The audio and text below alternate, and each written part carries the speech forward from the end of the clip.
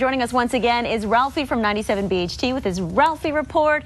How's it going? It's always a pleasure to be here. Good to see you, man. Thanks so much. Ralphie. Always a pleasure, definitely. Talking about some crazy stuff on TV last night with the X Factor, that new show that everyone's been talking about. I couldn't believe this. Yeah, it came across from over the pond finally last night, a very hyped premiere on Fox, and a wide range of emotions last night. There were definitely, and we were given a heads up on this, especially with the youngest age for X Factor auditions being 12 years old as opposed to 15 on Idol. We knew there was going to be some tearjerkers, but we also didn't expect some other things that happened last night, some crazier things, like the guy that happened to drop his pants and dance around, Simon Cowell. Yeah, exactly. Thankfully, putting the X in X Factor, if you will, that's pretty much what he did last night. So a wide range of emotions, to say the least. As far as ratings for the show last night, it pulled in about 12.5 million viewers. Now, historically, for that time slot on Fox, it's pretty good. But when you take into account Idol's premiere at 26 million and Simon Cowell being here on WBRE on the Today Show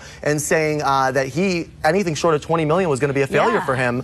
So I guess by Simon's standards, it's a failure. And it was kind of big for him, too, his return to TV and return to entertainment here, right? Absolutely, and that's the one unequivocal comment that everybody seems to be making about last night's show, is that Simon is back, and everybody was happy to see him back on TV here in the States. Yeah, I saw a lot of Facebook comments this morning. Everybody's saying it was great to see Simon back. Yeah. Hey, Demi Lovato just dropped the new album. What's the latest with her? Yeah, well, this is her first album since all that stuff happened with her about a year ago. If you remember, Demi Lovato was touring internationally with the Jonas Brothers. She allegedly punched one of her backup dancers, eventually removed herself from the tour, went to rehab, was diagnosed bipolar, was diagnosed with an eating disorder as well. And so she's been through a lot, to say the least, over this past year. But this summer, she came back on the radio with a track called Skyscraper, and just on Tuesday, released her album Unbroken. Matter of fact, over the summer, when she released the song, she called into the Ralphie radio show. And it was interesting because Demi's a Disney byproduct. And for being somebody from Disney to speak as openly as she was speaking about these issues,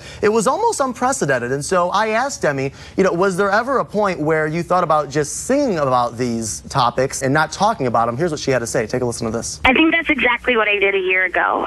When I recorded this song, it was a year ago, and I hadn't spoken about my issues at all. And I took advantage of that hour and a half in the studio of me singing the song, and I was doubled over in emotional pain. I was crying my eyes out singing the song, and I used it as almost what I look at now as my cry for help. Again, Demi Lovato, Unbroken. It's in stores now, and it went right to #1 on iTunes as soon as she released it. So her fans still obviously behind her quite a bit. Fantastic, and I love Demi Lovato here on PA Live via the Ralphie Radio Show. Awesome. Absolutely. I love being here. Thank you so much for having me again. Ralphie Radio Show every weeknight. Tell us where we can listen to you. 7 to midnight on 97 BHT. Perfect. All right. Thanks so much, Ralphie. Thanks, guys.